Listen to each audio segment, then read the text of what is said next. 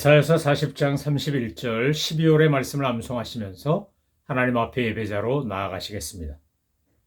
오직 여호와를 앙망하는 자는 새 힘을 얻으리니 독수리가 날개치며 올라감 같을 것이요 다른 박질하여도 곤비하지 아니하겠고 걸어가도 피곤하지 아니하리로다. 아멘.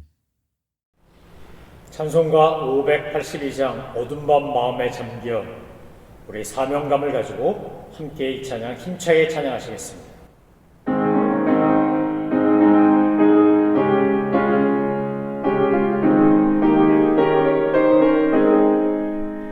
어둠 밤 마음에 잠겨 역사의 어둠 짙었을 때 계명성 동쪽에 밝아 이 나라 여명이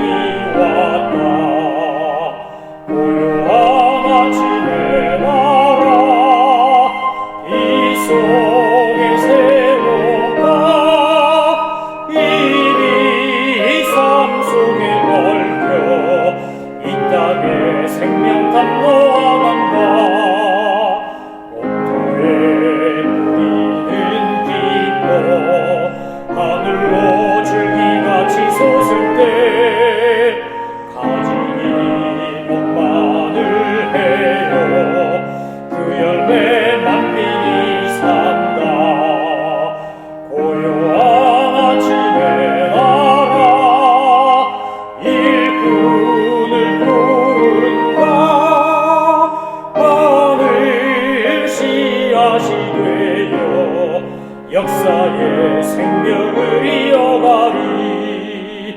맑은 샘 주기 용소사 거칠은 땅에 흘러 적실 때 기름진 푸른 벌판이 눈앞에 활짝 트인다.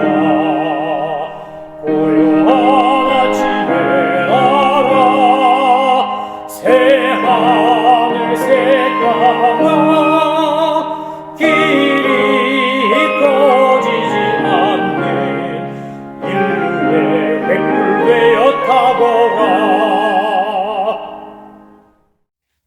하나님께서 우리에게 주신 말씀은 이사야서입니다. 이제 12월부터 이사야서를 함께 말씀을 묵상하며 은혜를 나누고자 합니다. 먼저 이번 한 주간 동안은 이사야서 전체에 대한 서론을 각 주제별로 살펴보고 다음 주부터 이제 이사야서 40장부터 한 장씩 하나님의 말씀을 묵상하며 강의하도록 하겠습니다. 오늘은 먼저 광야의 선지자인 이사야에 관한 이야기를 하려고 합니다. 이 광야의 선지자인 이사야에 관한 이야기를 하려면 35장을 중심으로 이야기를 하지 않을 수가 없습니다. 왜냐하면 이사야가 이 광야라고 하는 곳에서 선지자로서의 사역을 감당할 때 그는 사실 왕궁에서 왕들 옆에서 사역하던 선지자였습니다. 예루살렘 사람이었습니다. 그런데 그가 하나님의 말씀을 대언하면서 이제 결국 예루살렘이 멸망하고 이 예루살렘이 광야가 될 것이라고 하는 것을 비통한 심정으로 전해야만 했습니다. 그리고 그 광야에서 그는 다시 한번 하나님께서 허락하신 회복의 길에 대한 이야기를 35장, 그 앞에서는 11장, 14장에 걸쳐서 이야기하기 때문입니다.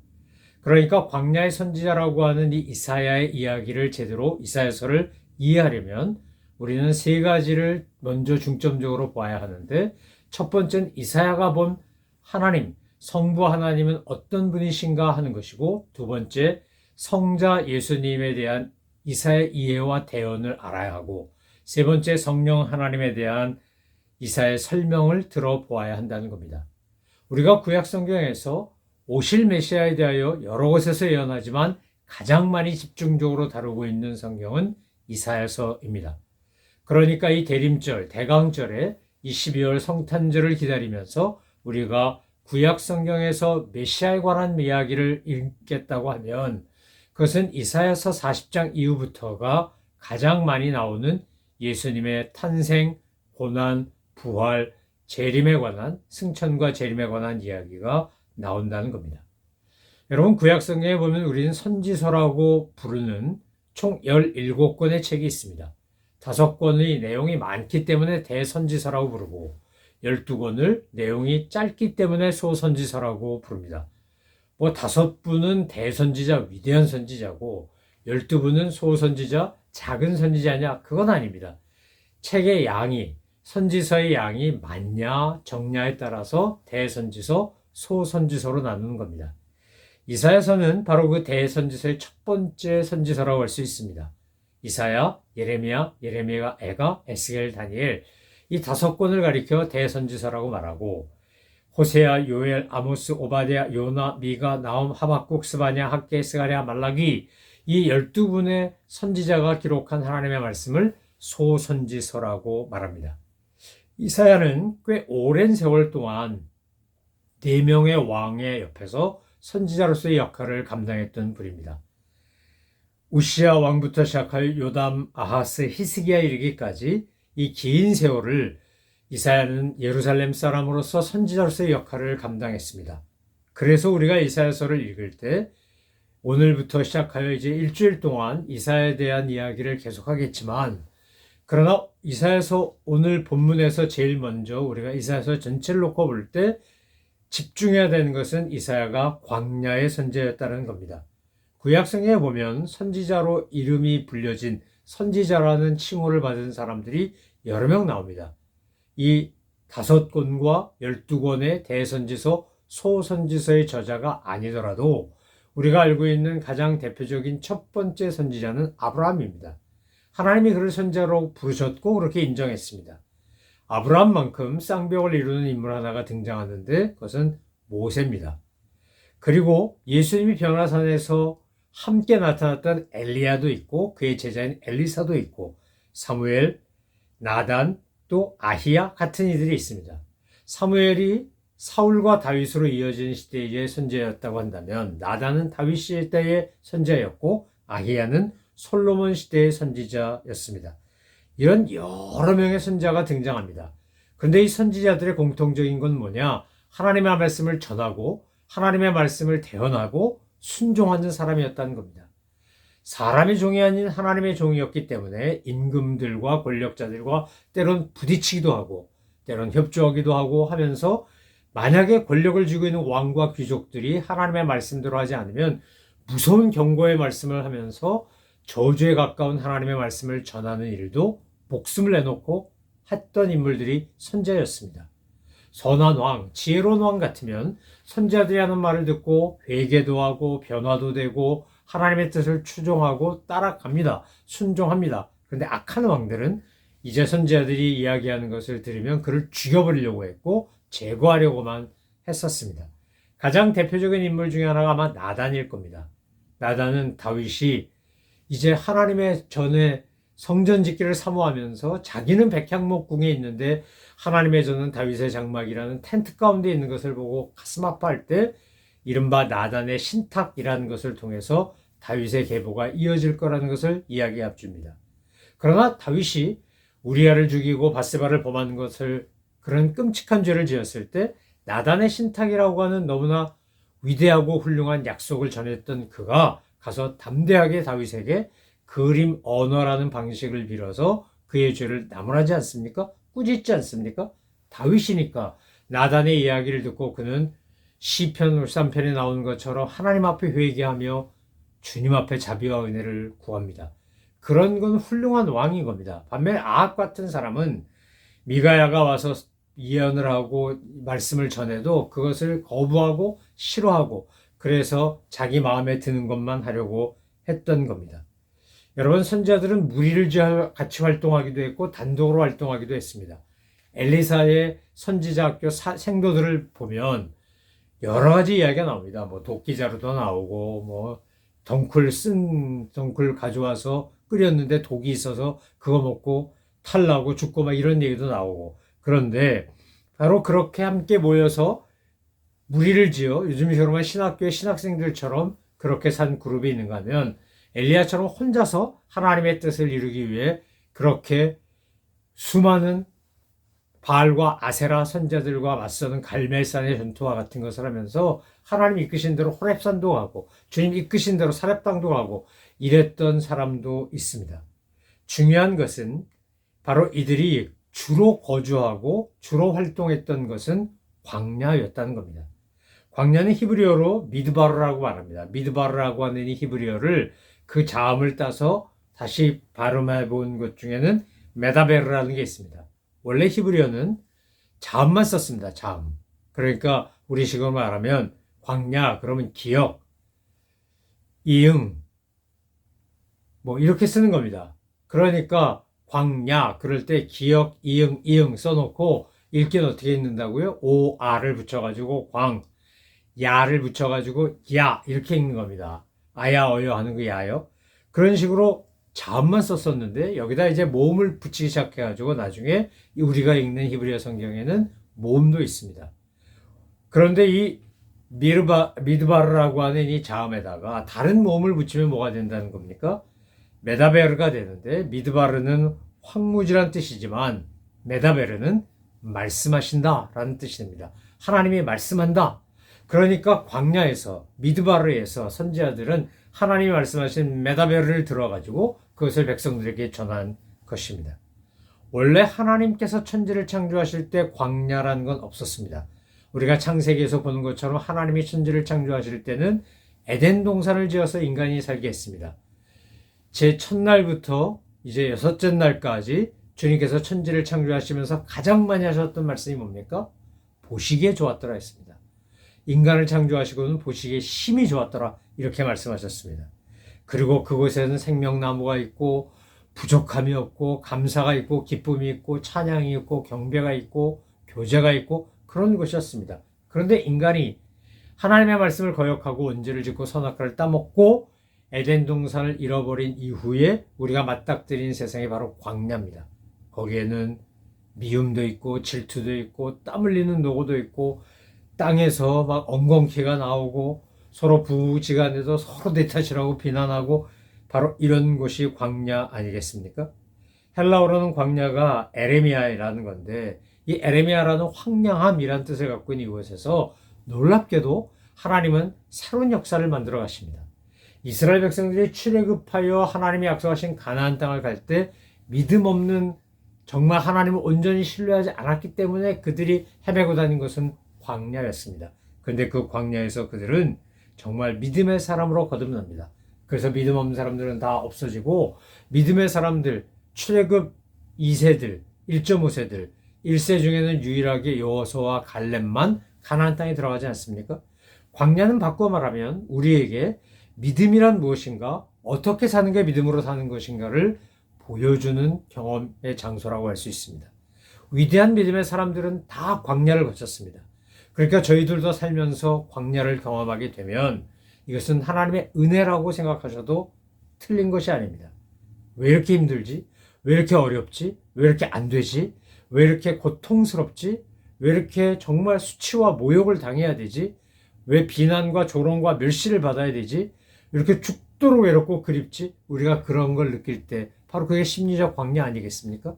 육체적인 질병의 광야도 있고요. 경제적인 어려움의 광야도 있습니다. 그런데 이스라엘 백성이 광야에서 민족을 이룬 것처럼 믿음의 사람들이 광야를 통하여 거듭나고 하나님의 사람이 된 것처럼 우리의 삶에 허락하시는 광야는 우리를 향한 영적인 훈련 학교와 같다라고 할 수 있습니다.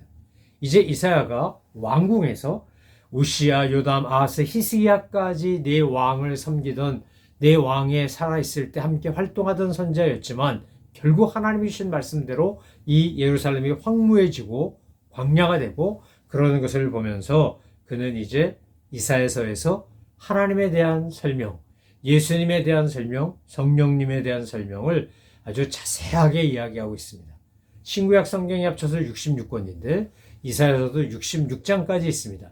그런데 성부 하나님에 대한 걸 보면 1장부터 65장까지 자그마치 42가지로 성부 하나님을 묘사합니다. 이 42가지를 줄여보면 5가지가 나오는데 5가지 성부 하나님에 대한 묘사가 이겁니다. 첫 번째는 하나님은 우리 아버지다. 아버지다라는 겁니다. 나를 너무나 사랑하고 나를 너무나 위해주는 우리 민족을 사랑하시고 인류를 사랑하시는 아버지, 사랑과 은혜와 자비가 많으신 아버지. 이게 첫 번째 이사야가 성부 하나님에 대하여 묘사한 내용이라고 할 수 있습니다. 두 번째는 온 우주와 역사를 초월하신 분이라는 겁니다. 우리 인간처럼 시간과 공간에 매여있는 존재가 아니라는 겁니다. 세 번째는 창조주이신 그분이 왕이 돼서 온 세상을 다스리신다는 겁니다. 네 번째는 그분은 지극히 거룩하신 분이라는 겁니다. 이사야서 6장에 보면 이사야가 환상 중에 여호와의 전을 보지 않습니까? 그것에 가지 않습니까? 그때 그가 뭐라고 말합니까? 오호라, 나는 이 부정한 입술을 가진 자인데 내가 이제 죽었구나 이러고 탄식합니다. 내가 부정한 입을 가진 백성들 가운데 있는 자라 그럽니다.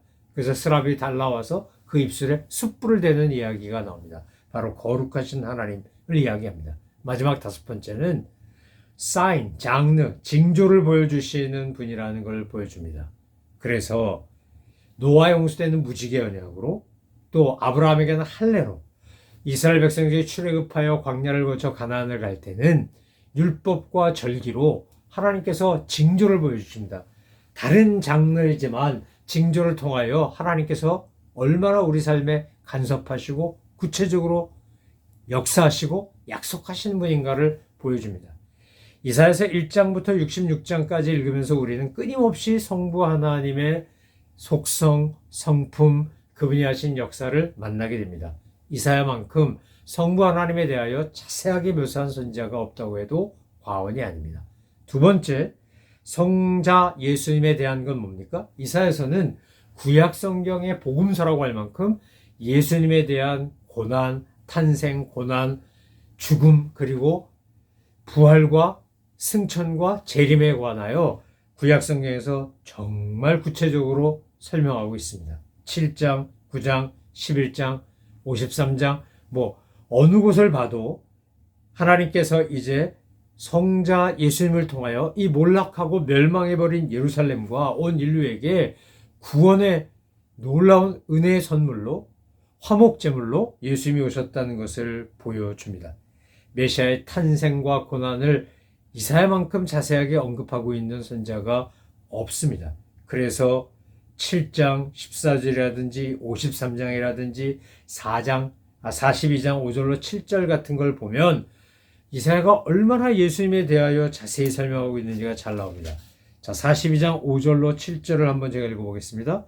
하늘을 창조하여 펴시고 땅과 그 소산을 내시며 땅 위의 백성에게 호흡을 주시며 땅에 행하는 자에게 영을 주신 하나님 여호와께서 이같이 말씀하시되 나 여호와가 의로 너를 불렀은즉 내가 네 손을 잡아 너를 보호하며 너를 세워 백성의 언약과 이방의 빛이 되게 하리니 내가 눈먼 자들의 눈을 밝히며 갇힌 자를 감옥에서 이끌어내며 흑암에 앉은 자를 감방에서 나오게 하리라. 나는 여호와니 이는 내 이름이라. 나는 내 영광을 다른 자에게 내 찬송을 우상에게 주지 아니하리라.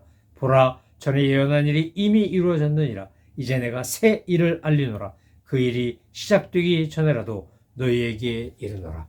하나님이 행하신 놀라운 새 일이 뭡니까? 그게 바로 예수님을 이 땅에 보내신 겁니다. 자, 마지막으로 성령님에 대해서 어떻게 이해하고 있느냐? 네 가지로 이사야서 1장부터 66장에 걸쳐서 성령님을 이렇게 묘사합니다. 첫 번째, 성령님은 여호와의 영이다.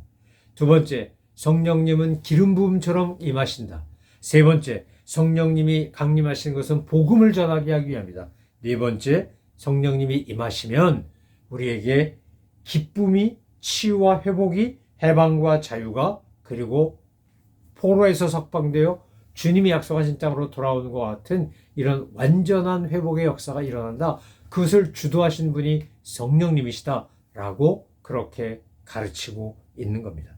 사랑하는 성도 여러분, 우리가 이제 일주일 동안 이사야의 주제를 가지고 남은 자에 대해서는 뭐라고 말하는지 이렇게 하나씩 살펴보겠지만 결국 이사야서는 우리에게 이야기해 주는 게 죄를 짓고 그래서 하나님의 징계를 받아 재난을 당하고 멸망하고 광야같이 돼도 하나님은 반드시 그 광야에서 꽃이 피게 하고 사막에 강이 흐르게 하고 그리고 주님의 놀라운 은혜 가운데 회복의 역사를 경험하게 하신다고 하는 약속을 이사야서는 우리에게 들려주고 있는 겁니다. 너무 힘들 때, 광야 같은 인생이라고 정말 괴롭고 아플 때 우리가 이사야서를 펴고 하나님께서 어떻게 이사야를 통하여 우리에게 놀라운 치유와 회복의 역사를 약속하셨는지를 보고 믿음의 용기를 가지고 오늘도 내일도 변함없이 말씀 붙잡고 믿음으로 주님과 함께 승리하시는 우리 모든 믿음의 식구들 되시기를 소망하며 축원합니다. 기도하겠습니다. 하나님 아버지, 이사야를 통해서 우리에게 하나님의 놀라운 성부, 성자, 성령, 성삼일체 하나님에 대해서 설명할 뿐만 아니라 하나님의 놀라운 섭리와 계획 가운데 치유 회복의 역사가 어떻게 일어나는지, 하나님이 우리를 얼마나 사랑하여 예수님을 보내셨는지, 또 성부 하나님, 성자 하나님이신 예수님을 통하여 성령 하나님이 우리에게 어떻게 임하는지 이 이사야서를 통해서 배우게 하시니 감사합니다. 이제 이사야서 말씀을 통해 주님, 저희들이 깨닫고 회개할 게 있으면 깨닫고 회개하게 하시고, 주님 말씀 붙잡고 능력으로 믿음으로 살아야 할 것이 있으면 믿음으로 살게 하여 주시옵소서. 감사드리며 예수 그리스도의 이름으로 기도 올려옵나이다. 아멘. 하늘에 계신 우리 아버지, 아버지의 이름을 거룩하게 하시며 아버지의 나라가 오게 하시며 아버지의 뜻이 하늘에서와 같이 땅에서도 이루어지게 하소서. 오늘 우리에게 일용할 양식을 주시고 우리가 우리에게 잘못한 사람을 용서해 준 것 같이 우리 죄를 용서하여 주시고 우리를 시험에 빠지지 않게 하시고 악에서 구하소서. 나라와 권능과 영광이 영원히 아버지의 것입니다. 아멘.